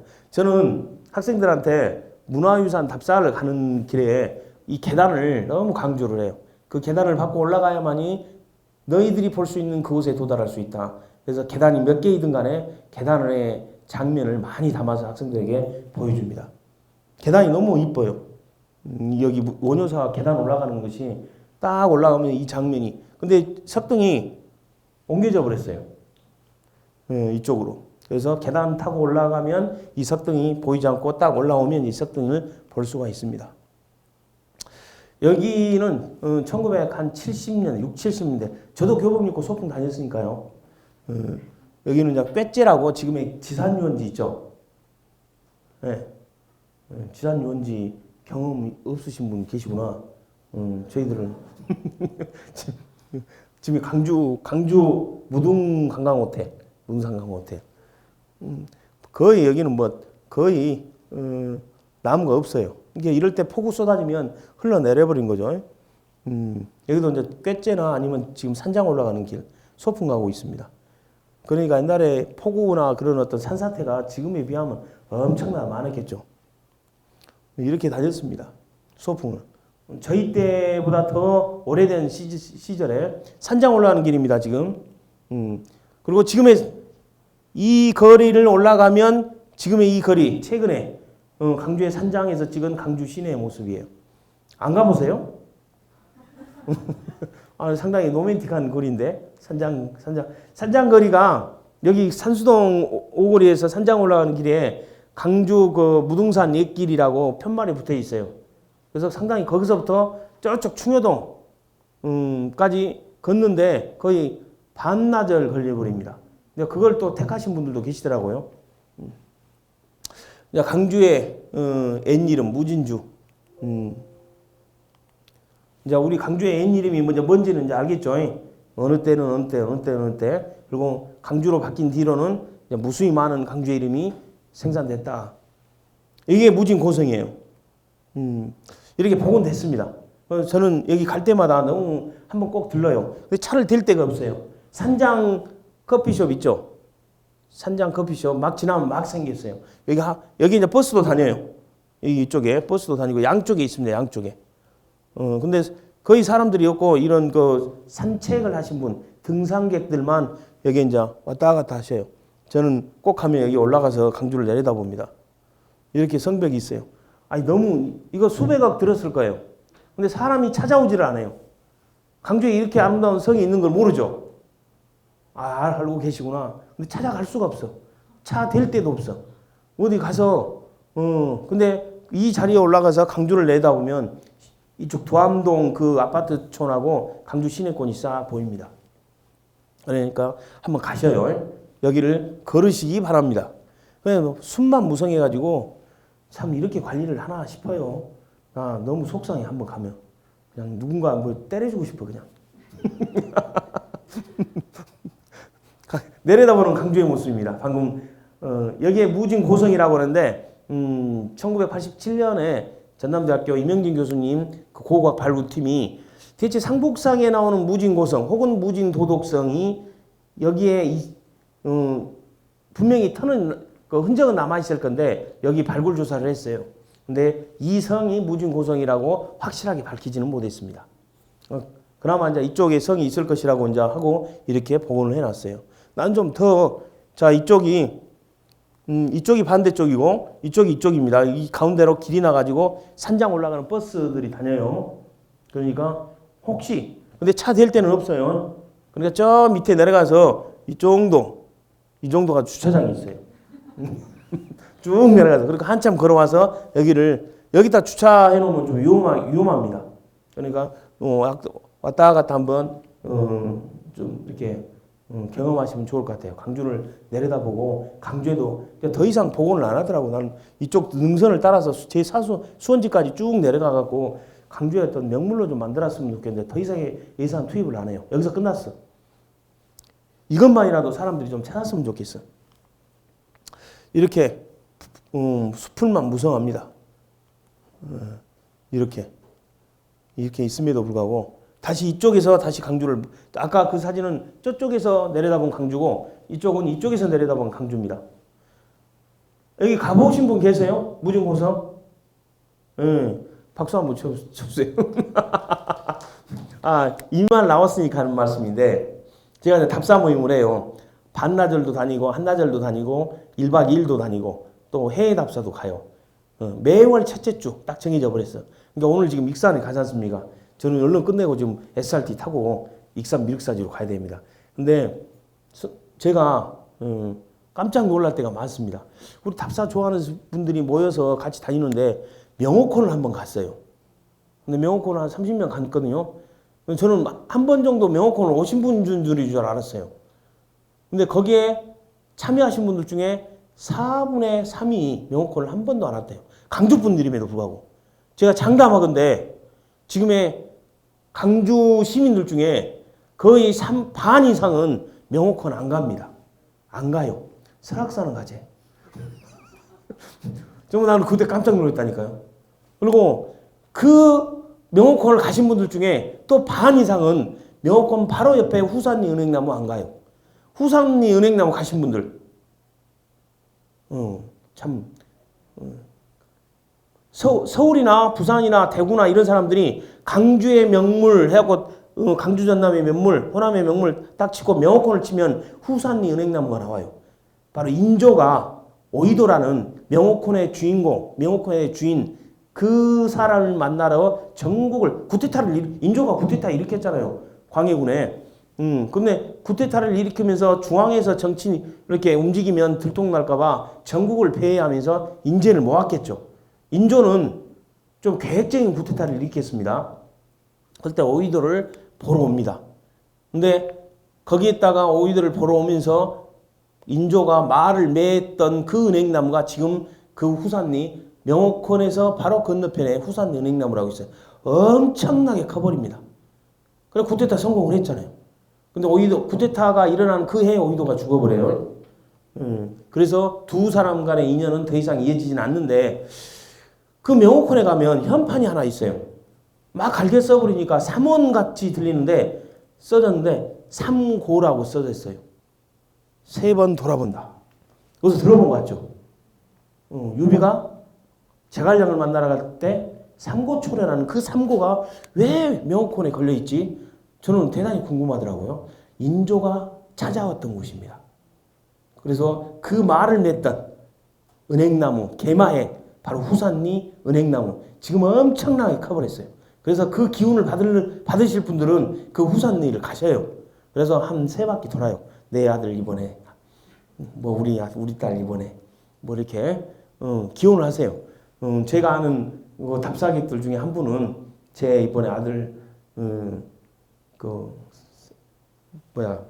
법학 대학원 다니다가 변호사 시험에 합격해 버렸어. 아무튼 자 이거는 이제 장원봉입니다. 필봉이라고도 하고 여기 무진 고성에서 올려다본 장원봉 자락 쭉 이제 내려갑니다. 여기가 이제 전상희 장군의 충민사. 나는 죄송합니다. 저는 이 충민사의 대문이 너무 마음에 안 들어요. 대문이 무슨 고등학교 교문처럼 만들어놔 버렸어요. 그래서 버스 타고 가면 쑥 지나가 버려. 충민사인지 몰라요. 이렇게 물론 여기는 전시관이고 여기는 정녀 비문이 쓴 판각기가 있습니다. 여러분들 어디 답사 가실 때 이렇게 정각이 세워져 가지고 보관된 것들은 다 진품입니다. 그리고 그냥 평지에서 세워진 것들은 복원되거나 모조품이 많고 대기나 그렇습니다. 충민사, 전상희 장군, 평안도 안주에서 정묘호란 때, 1627년 정묘호란 때 청나라하고 그때는 이제 여진족이었죠. 여진족과 쳐들어온 여진족과 싸우다 전자하신 분인데 그때는 그쪽 지역에 숙종 때는 그쪽 지역에 민충사라는 곳을 지어서 이 사는 절사자가 아닙니다. 사당사자입니다. 거기다 지어서 배양을 했는데 이제 우리가 해방이 돼버리고 남북한 갈라져 버렸잖아요. 거기에 또 민충사에 전상희 장군을 모시고 있는지를 모르니까. 근데 강주 쪽의 전상희 장군의 그 업적이 좀 드러나서 전두환 대통령 때 이쪽 지역에 지금 산장작 가는 자리에 그쪽 유족회의에서 이쪽에 자리를 마련해서 충민사를 건립하고 그분을 이쪽에 배양하고 있습니다. 충민사, 전상희 장군, 전두환 장군, 뭐 좀 전시입니다. 둘 다 장군이고. 전상희 장군은 국가에서 애장묘를 지금으로 따지면 국가장을 치러줘서 국가에서 장례를 치러줬어요. 여기가 전상희 장군 올라가는 애장 성묘 돌로 둘레를 이렇게 해줬다고 해서 애장 성묘라고 합니다. 올라가는 이 계단길이 전상희 장군 올라가는 아까 그 충민사에서 이 전상희 장군의 애장 성묘까지 가는 길이 상당히 길어요. 근데 트레킹 길로 충분히 개발해도 될 법도 한데 길이 잘 가꿔졌어요. 사람 다니는 흔적이 전혀 없습니다. 이게 혹시 또 무서워요. 저도 혼자 가면 좀 무서워요. 여기에 이끼가 너무 써가지고 사람이 다니는 흔적도 없어요. 그러나 저는 이 계단을 밟고 싶어서 올라갑니다. 상당히 길어요. 너무 길어. 이렇게 이끼 봐보세요. 사람이 안 다녀버려. 저도 강주광역시 기념물 제3호임에도 불구하고 안 다녀버려. 근데 우리 쪽에 이 문화재 관리가 좀 이런가 싶을 정도로 여기 올라가면 전상희 장군 성묘가 안 나왔네. 자, 이제 여기를 거쳐서 바로 밑에 우남서원이 있습니다. 우남동이니까 우남동에 있어야 될 우남서원이 이쪽으로 옮겨졌습니다. 조선시대 때는 우남동에 세워졌던 것이 1871년 흥성대원군의 서원철폐령에 의해서 사당이나 서원이 뭐 강주전남 포함해서 2개 남겨놓고 싹 쓸어버렸잖아요. 그럴 때 이것도 쓰러지면서 후세 사람들이 이쪽에다 지었던 겁니다. 운암선, 의병장이었던 임진왜란 때는 의병장이었던 송재민 장군, 그의 사위 권필 등등등을 배양하는 곳인데 여기 주차장이 그 앞집에 닭집 있죠. 닭집에 주차장이 돼버렸어요. 그럼 여기 주차장입니다. 근데 여기 딱 들어가서 보면 저는 드론 띄워갖고 이 다 내부 다 사진 찍어가지고 학생들한테 보여주는데 들어갈 수가 없어요. 문 잠겨버렸어요. 그래서 바깥에 담벼락에서 지금 운암소원 지금 보여주고 있는데 별도의 드론 사진은 별도로 이제 저희들 보관하고 있는데 오늘 거기까지 보여주고 싶은데 그 다음에 쭉 산장 쪽 내려가다면 이제 여러분들이 잘 알고 있는 강주의 의병장 김덕령 장군의 사당이 나옵니다. 충룡문이 나와요. 들어가는 길. 이쪽으로 들어갔다가 이쪽으로 나옵니다. 이쪽으로 들어가갖고 이쪽으로 나오면 누가 보면 뭐라 하겠죠. 항상 오른쪽으로 갔다가 왼쪽으로 나오시기 바랍니다. 자, 왜 충장사는 하얀색으로 이렇게 그 도색을 했을까? 색깔을 이렇게 하얀색, 항상 하얀색이에요. 제가 어렸을 때도 갔을 때도 하얀색, 지금도 하얀색. 김덕리 장군이 억울하게 죽었어요. 너무 억울하게. 그래도 의병장이잖아요. 조선을 구한 거는 임진왜란 때 조선을 구한 거는 의병들의 역할이 컸기 때문입니다. 그리고 수군의 이순 장군을 비롯한 수군의 역할이 컸기 때문에 조선을 구한 겁니다. 물론 명나라의 지원병도 있었지만 의병 자체적인 의병. 근데 선조가 의주까지 도망갔던 선조의 입장에서 보면 수군도 싫고 의병도 싫은 거야. 전쟁이 끝나고 나서 전쟁 중에 의병장 김덕령은 무고죄로 홍산에서 충청도 홍산에서 반란이 일어나요. 이몽학의 난. 영화로도 한번 나왔어요. 이몽학의. 차승원이가 주인공으로 나왔던 영화인데 구름과 같이 뭐 그런 영화 있어요. 그때 이몽학의 난을 진압하러 갔던 김덕령 장군이 중도에 진압되었다는 소식을 듣고 다시 진주로 지금의 경상도 진주로 다시 본진으로 돌아가는 그 일이 있었습니다. 그게 빌미가 돼버린 것 같아요. 그래서 무고죄로 감옥 옥에 가서 무고진 고문을 견디지 못하고 감옥에서 돌아가십니다. 그래서 김덕령 장군이 실전에서 막 대대적인 대첩을 이루고 막 일본군을 막 무찌르고 그러지는 않았어요. 일본군을 막은 방어선에서 역할을 한 거죠. 근데 그분이 원체 억울하게 돌아가신 탓에 거의 우리 호남의 서러움과 그분의 억울함이 거의 오버랩 되는 거죠. 그래서 김덕령이라는 이미지가 지금까지 우리에게 남아있는 겁니다. 충장사입니다. 충장사 가면 이 충장사 제가 충장사 가면 이 돌담길이 이쪽에서 문으로 나와서 이 돌담길로 가세요. 곧바로 올라가지 말고 그럼 충장사 김덕령 장군의 묘소가 나옵니다. 이 돌담길이 너무 아름다워요. 그래서 가을에 가면 지금철이 단풍이 제일 무등산의 단풍은 11월 4일 그 주가 단풍이 제일 무르익을 때입니다. 그래서 이때 가면 그 단풍에 아마 거의 답사에 제대로 답사를 보시지 않을까. 예, 김덕령 장군의 묘소가 있어요. 합장묘로. 근데 바로 옆에 김덕령 장군의 여기는 사진은 없는데 김덕보 동생, 김덕령 장군의 동생 김덕보 묘소도 바로 옆에 있습니다. 김덕령 장군의 형 김덕홍 김덕령 장군의 형도 저 고경명 장군의 휘하에서 나중에 그 금산전투에서 전사하잖아요. 의병장으로 전사를 해요. 그리고 자기 형 김덕령도 의병장으로서 전투에서 전사해야 됨에도 불구하고 옥살이 하다가 억울하게 죽으니까 그 형, 그 동생 김덕보는 자기 큰형은 의병으로서 전쟁에서 죽고 자기 작은 형은 옥살이 하다가 죽고 그러니까 자기는 평생 그게 억울해 본 거죠. 그래서 세상과 담싸고 무등산 자락에 들어가서 혼자 기거하면서 사는 거죠. 세상과 담을 쌓아버리는 그 정자가 무등산 자락, 원효계곡 그 정암천 상류층에 풍암정사라고 있습니다. 풍암정사. 가보셨죠? 너무 아름다워요. 아름답지 않는 어떤 정자가 없지만 풍암정은 가을에 가도 이쁘고 봄에 가도 이뻐요. 그리고 여름에 가도 그 풍성한 모든 녹음이 그 풍암정을 다 에워싸 버립니다. 너무 아름다운 풍암정. 이 김덕림 장군이 원효계곡 상류 한 400m 높이에서 칼을 연마했던 곳이라는 주검동이라는 장소입니다. 이렇게 막 써졌어요. 막.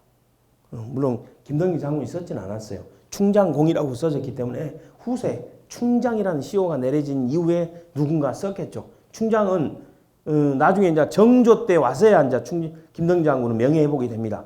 충장이라는 시호를 이제 받습니다. 1788년 정조 때. 그리고 그분이 태어났던 지금의 충효동을 충효지리, 충효의 마을이구나 해갖고 그 동네 이름을 왕이 시호를 내려줘요. 그래서 충효동이 된 겁니다. 원래는 석저촌이었어요.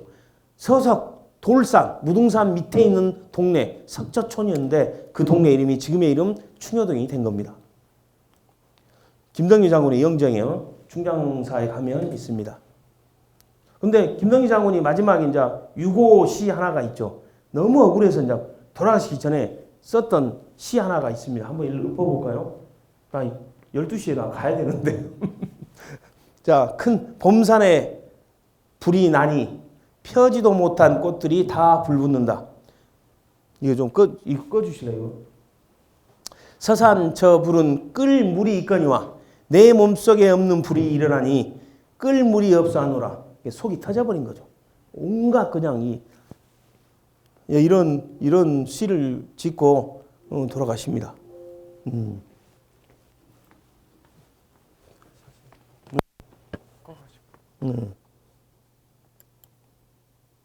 계속 나오구나. 이제 김덕령 장군의 동생 김덕보를 찾아가면 여기 풍암 저수지가 있습니다. 풍암제. 근데 이 호수도 조그만한 어떻게 원효계교 그 장원본 자락 지금 우리 산장에서 넘어가서 지금 그대로 가고 있어요. 장원본 자락 원효계교에 이렇게 아름다운 저수지가 있을까? 이 저수지 가보신 분 계세요? 가셨을 것 같아. 아름다워요. 조그만해가지고. 그래서 여기도 봄, 가을, 여름 그 색깔이 다 달라요.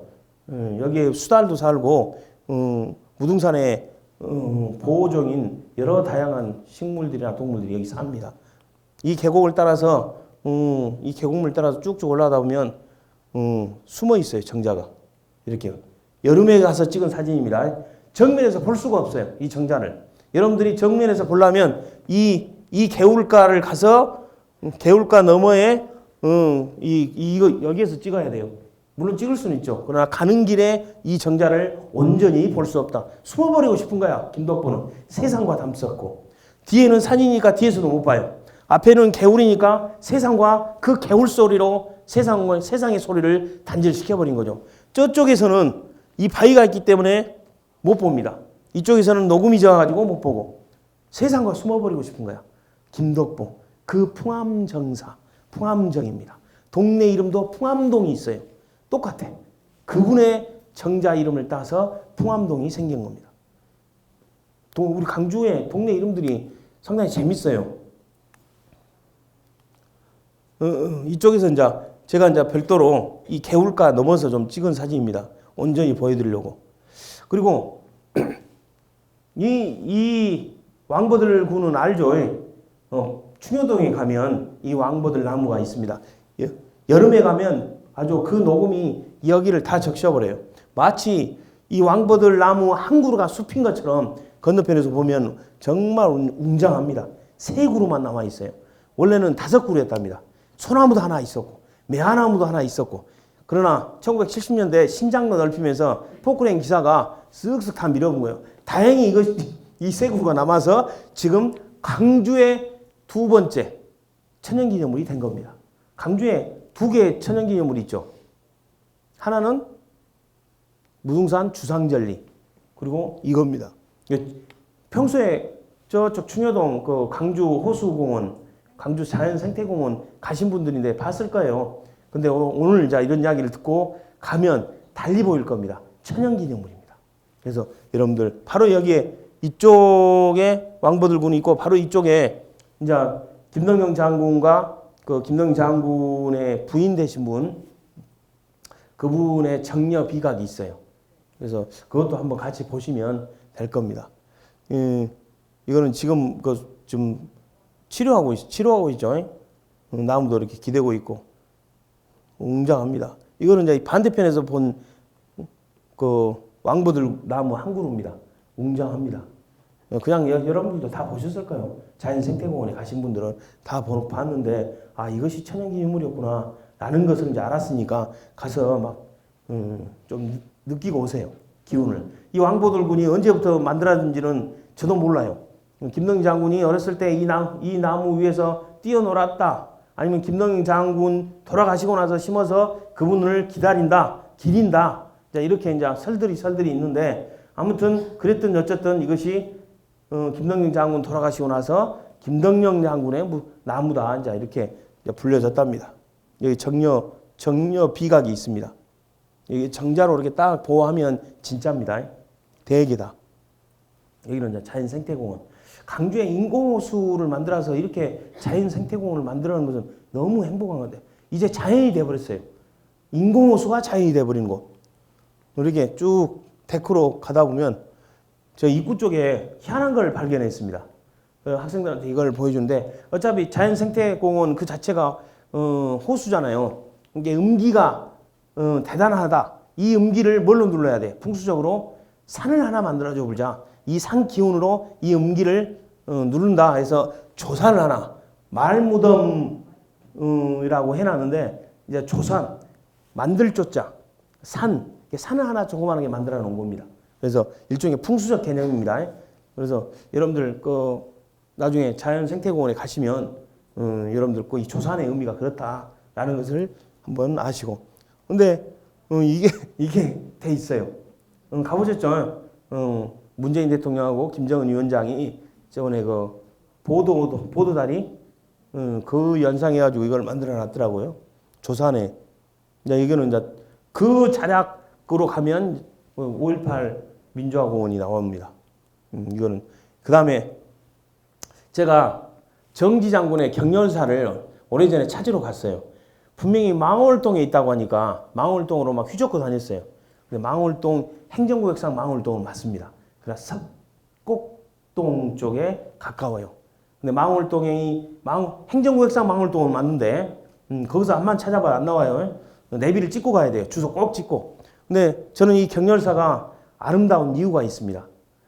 뒤에 계단 올라가서 그 정지 장군의 그 예장 성묘에서 무등산을 바라보는 그 장면이 여러분도 그걸 한번 보시기 바라는 차원에서 제가 말씀을 드린 거예요.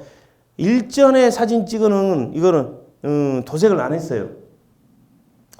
이게 원래 더 나을 것 같은데 이제 오래된 나무들은 벌레 묵어보니까 이렇게 색깔을 칠하죠. 그래서 최근에는 이렇게 이제 칠해놨어요. 경렬사입니다. 근데 그 담벼락 이쪽으로 오면 담벼락을 타고 예장 성묘로 가는 길이 있습니다. 야트막한 여기에서 걸어가는데 한 2분 정도. 그러니까 꼭 여기만 들렀다가 쑥 나오지 마시고 저희들이 경렬사는 거의 찾아오는 사람이 없어요. 거의 없어요. 어쩌다가 한 명씩 이렇게 있는데 강주의 그래도 자랑인데 이 경렬사에 대한 홍보나 경렬사에 대한 우리가 지금 저쪽 농성동에서 강주역까지 그 거리 이름이 도로 이름이 뭐예요?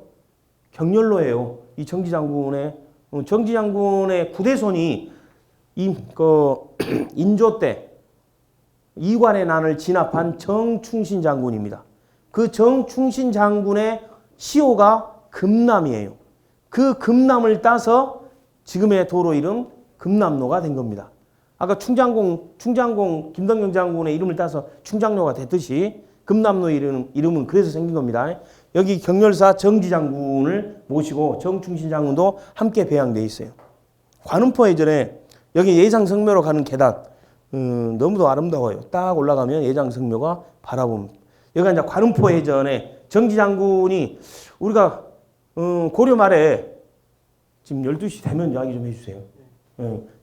고려 말에 왜구를 무찔렀던 3명의 장군 이야기해라 하면 대부분 학생들이 최영, 이성계만 말해요. 정지 장군도 그에 버금갈 정도의 큰 역할을 했던 분입니다. 관음포 해전, 일본을 초토화시켜 버렸어요. 지금의 남해, 조선시대로 따지면 노량해전 그쪽에, 조선시대는 노량해전에 이순신 장군이 적을 무찔렀고 고려시대 말에는 왜구를 무찔렀던 그 관음포 해전의 그 주인공이 정지 장군입니다. 이렇게 대단하신 분인데 우리가 몰라요. 잘. 나는 이게 너무 속상한 거야. 물론 이순신 장군과 버금갈 정도로 알아주라는 건 아니지만 너무 찾는 이가 없어요. 그 예장성묘에서 찍은 무등산의 겨울산입니다. 꼭 거기서 한번 봐보세요. 혼자 가지 마세요. 묘사라니까 좀 무서워. 같이 가시가지고 딱 묘니까 남양을 봤을 거 아니에요. 그 남쪽이 당연히 무등산이죠. 이 무등산은 북쪽을 바라보고 있으니까 너무도 아름답습니다. 여름에 그 녹음이 가득 찬 무등산의 모습, 겨울에 그 설산의 모습 다 또 색깔이 달라요. 여기도 마치 여름에 가서 찍은 사진입니다. 예장 성묘에서 무등산을 바라보고 찍은 사진입니다. 멋있지 않아요? 저는 이런 거 보면 멋있던데. 그래서 답사를 좋아해요. 아까 이 충민사 드론으로 찍었던 사진입니다. 충민사 가는 길이 제가 너무 속상한 게 충민사의 대문이 이렇게 돼 있어요. 어디 뭐 중학교, 고등학교 교문처럼. 그래서 지나가 버려요. 많은 사람들이. 평안도 안주에서 전투 장면 그 역사 기록화. 그 전상희 장군의 이건 드론으로 찍었던 사진입니다. 충민사. 여기는 아까 그 김덕보의 풍암정 가는 길입니다. 이거는 여름에 갔던 사진, 이거는 가을에 갔던 사진. 같은 장소에서 색깔이 틀리죠. 이거 풍암제. 그리고 이거는 이제 풍암정 가는 그 길입니다. 그리고 풍암정, 이렇게 풍암정이 숨어 있는 그 모습을 여러 각도에서 좀 찍어갖고 보여주려고 이 천에 가서 제가 역불로 다리 적셔가면서 찍은 사진이에요. 그리고 옆에서 바위가 이렇게 비치니까 이 풍암정이 제대로 보이지는 않죠. 그리고 풍암정에 이렇게 숨어 있어요. 풍암정이. 그러니까 김덕보의 심정을 이해할 만한 정자입니다. 그리고 그 풍암정의 이름을 따서 풍암동이 생겼어요. 이제 답사객들 데리고 이제 가서 찍었던 사진들.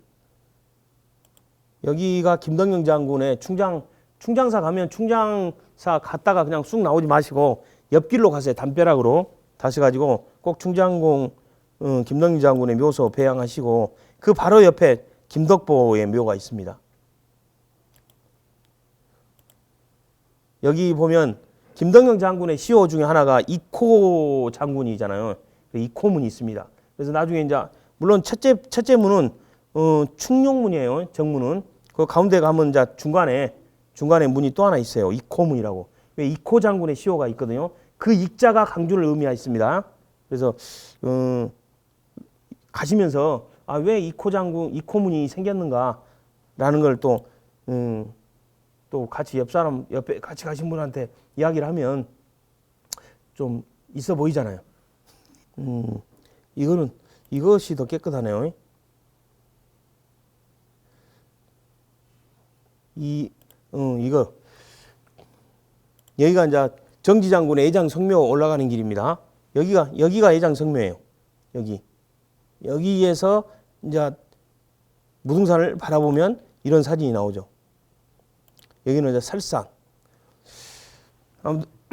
아무튼 시간 관계상 더 많은 사진을 보고 마치 우리가 답사하는 것처럼 쭉 강주의 모습을 좀 같이 한번 보면서 했으면 좋겠는데 저쪽 명호콘도 가고 저 충효동에 있는 가사문화콘도 싹 한번 보고 싶은데 시간 관계상 그러지 못해서 저도 좀 안타깝습니다.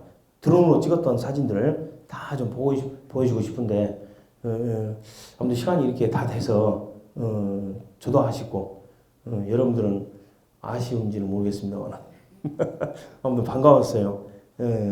로드인 강주라는 주제를 가지고 여러분들과 같이 이렇게 오늘 만나게 돼서 너무 반가웠습니다. 감사합니다.